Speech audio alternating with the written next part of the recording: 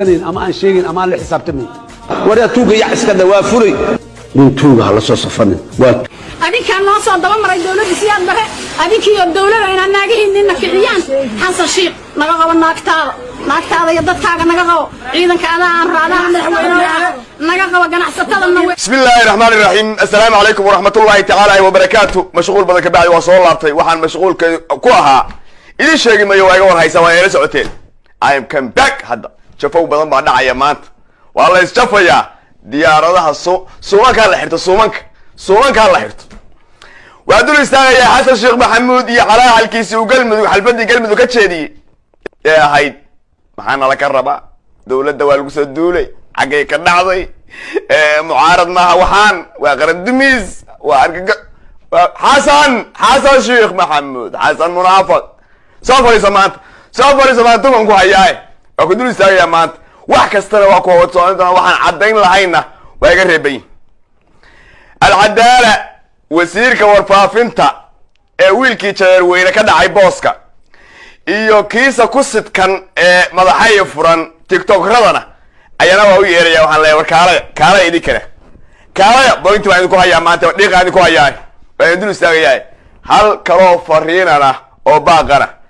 dhalinyarada beelweyta harti ee media isticmaasha ee media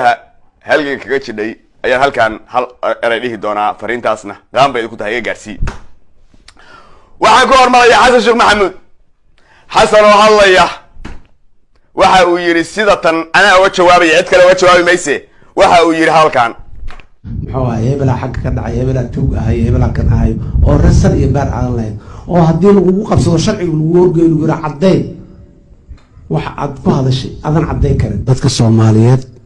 waxaan rabaa inay ogaadaan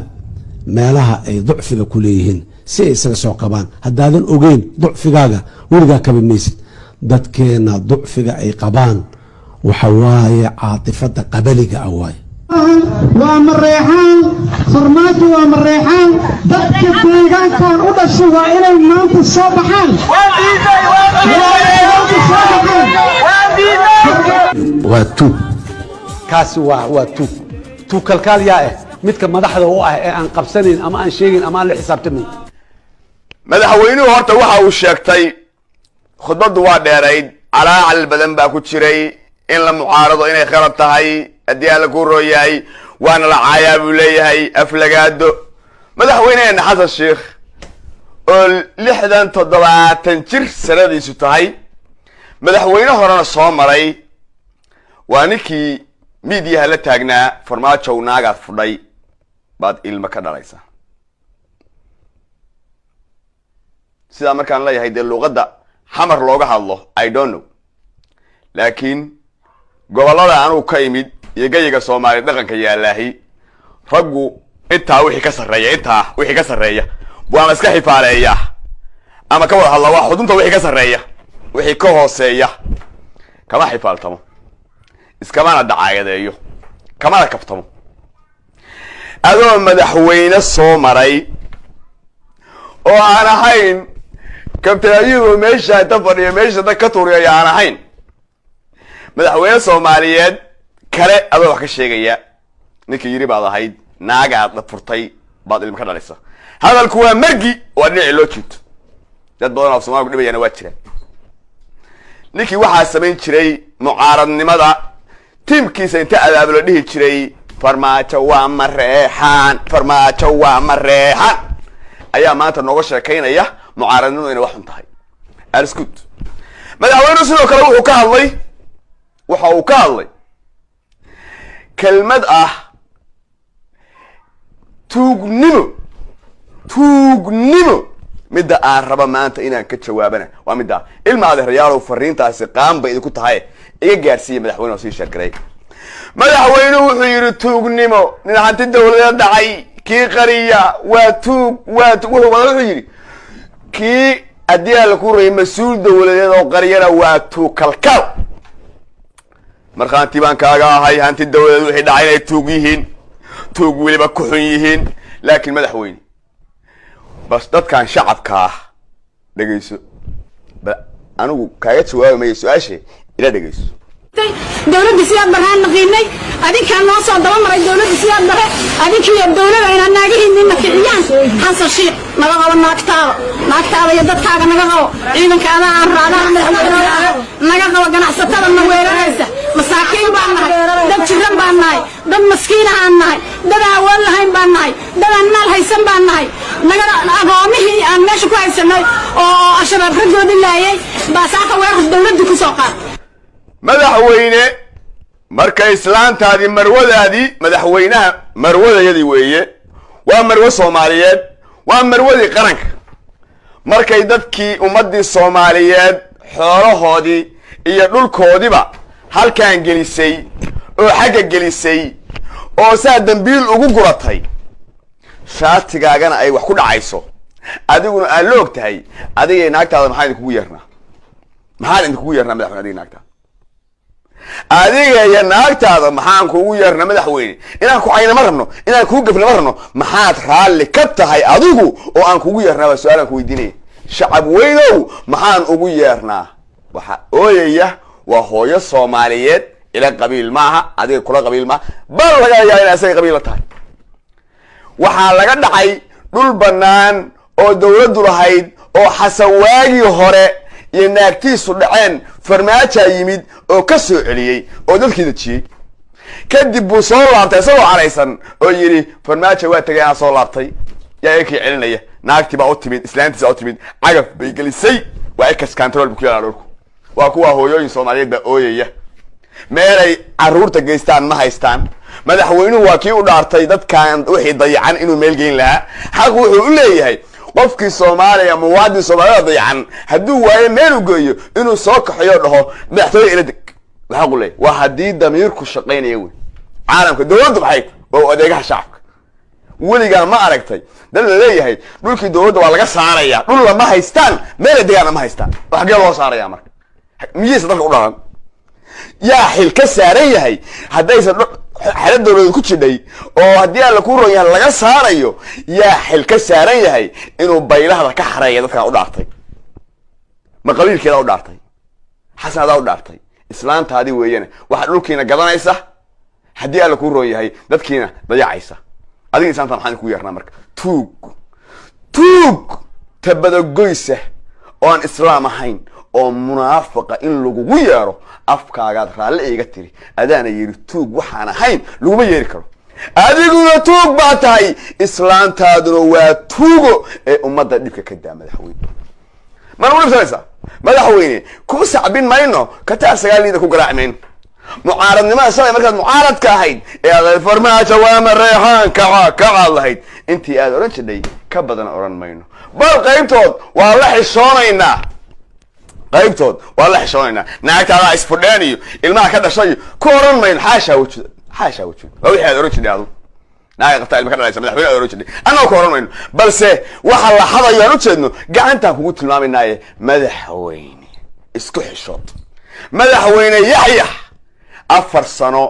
hal sano ay barba hadda sii gudubtay ma waxa rabtaa inaad nagu dhamaysid adoo khudbaynaya in waqtigu dhaco hebel waa toog hebel waa toog musuqmaasuqaana dagaalamayna oo musuqadu ka hadlo adu ku dhabaad yaal dagaalamaysa maadaas la dagaalamaya madaxweyne madaxa bas ka dhufad intaas jaan adu madaxa isgo tu ka weyn ma jiro islaantaada dumarkana islaantaada ugu tuugsan ugu big ah ragana ugu tuugsan sababtoo adaa shaati baa ku dhacaysa shacabku ay ka baroonaya anagu xamar ma joogo muuqaal lama soo duubin islaanta ooyaysan hooyaday ma aha adayba ku xigtaayo aday qabiil kula tag balse xaq baan u leeyahay inaan u hadlo warkeedana fogeeyo oo aan ku soo gaarsiiyo madaxweyne tuuganimada guriga ka bilaabanaysa musuq guriga ka bilowdaa islaantaada tuuga adigii baa tuuga gabadhaadi baa tuuga wiilkaagi baa tuuga sodohada tuuga sodoga baa wixii ala isku meeray madaxweyne adoo xishoonaya marka dadku waa dad wax fahmay waa ku yaqaanaan in hebel ku yaqaan in culus way ku yaqaanaan familkaaga yaqaanaan magacaagi shaatiga wax ku dhacaya ama dhihi kara maanta islaanta wax dhacaysa ma ogi hooyada qaylinaysa ex control ka qaylinaysa warkeeda ma maqlin ama dhahaysa inta hadan dhahaysid soo hadal hadii kalena tuug aan nasab ahayn ee umro dooxa haddii alla kuu roo yahay aan waxba reebayn ayaxa dirindiira kud iyo qanjo ah baa tahay ilaahay baan markhaanti gashanaya in shacabka Soomaaliyeed inaan dambi laga qorayn inaan tuug ku iraahdo adiguna tuug tahay islaamtaadu tuuga tahay kala labayn mayo intaan adiga ku raali gelin lahaa shacabka inaan raali geliyaan xaq u leh xasan marka khudbadaadii intaasan ka iri tuugan adiga ahayn ma jiree marka hore adigu iswaani isxisaabi kadibna umada xusheeg sanadkee laba sano wax dhimaan ku hadayna waxaad ku talagashay ku dhameysatid khudbad xagee ka dhacday tuug baa xaga maray xagee ma tuug ma aragtay ma nuguna ma adu waa anaguna marka dhuu sidaan soo dhigeen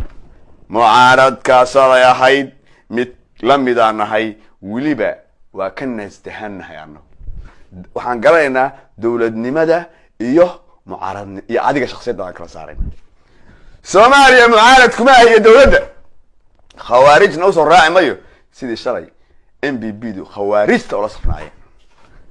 anu khawaarijta leeyahay inta sax leeyahay ku si fogaan mayo العدالة waxay ugu yeedhaan u yeera iyo madaxa ay furan waxay soo bandhigeen shalay sadaraad video waxa lagu soo qoray khawaarij waa baaqbaaqsahoynaaye khawaarij waa jabtay ma af iyo niiko ba khawaarij lagu jibinaya waa kana ayadoo screen shoodan ka qaadayna العدالة soo dhigay iyo heerada madaxa ay furan video ay ku faanayaan boorta video waa kane ila daawo ku faanayaan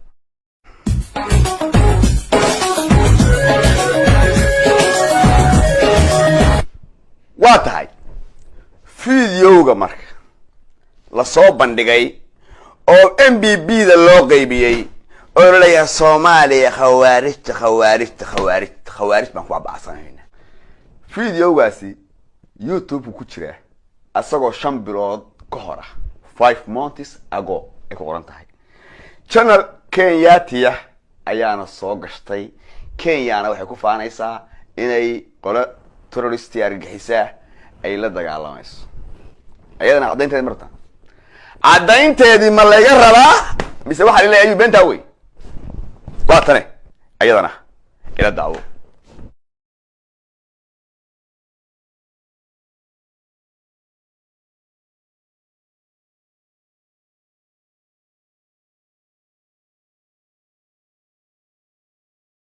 madaxa ay furan يا العدالة waxaan ku haytaa shaqadiisa ma aha asagu waa TikToker kale ninkaan la socday shaqadiisa ma aha asagu warfaafin yaalkaas nin buu kursi xoog kaga qaatay oo taleero miskiino asagu warfaafinta inkastoo warfaafintu ay tahay tan propaganda rabta inay umada kaga dhacayso 2003 baa la joogaa toban jirku wuxuu haystaa telefoon loo yaqaan beer salaax ama smartphone inta leeg فيديوغا markii saa soo qabatid abdana waxa jira tracking saa u gelinaysid oo asalkiisa meesha laga lahaa keenay adduunka hormaray baa la rabaa Soomaaliya in miidiyaheedii hadda kor waxaan dhageystay Cabdiraxmaan Cabdishakuur oo mar ula hadlay cadaalad lahaa niyow Ayuub iyo Cabdiqaadir Boos iyo in la dhageysto ayuu markaas waxa jalis baa ku jiray maxaa loo dhageystaa nimanka dadka soo dira in la dhageysto waxa keenay ayuu xaqiiqada u dhow yihiin idinku TV-ga qaranka idinku ah بعد بين بابي سامبي هذا بين توجسان إذا كان الدقيقة يس بين اسمه العدالة وهو ربع هدر إنه ذكر عدعيه فيديو وحا كيني مدحي فرنبا كيني العدالة وديبي وحا وليه وحا أمد ذكر عدعي صح إنه الشباب الله دقال مين والشباب عن بابي ني الشباب عربي داي فكياتي سعير سنية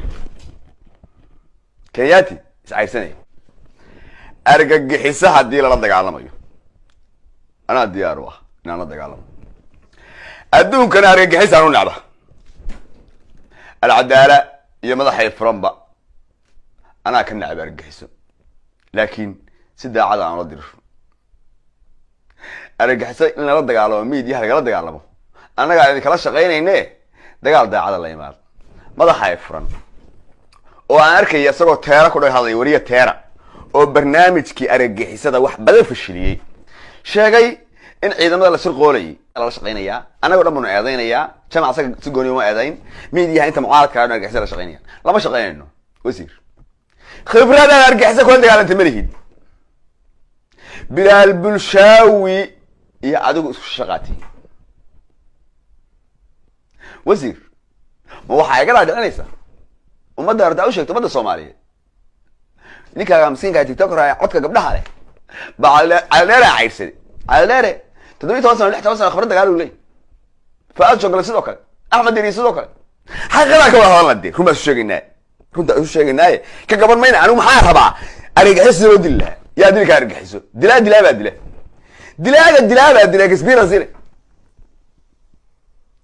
islaan dhaxal soo qabaan oo sirka shaqada ka dhigaya ilaahay aan ku dhaashay islaan dhaxal shaqay maxay islaamaan iyo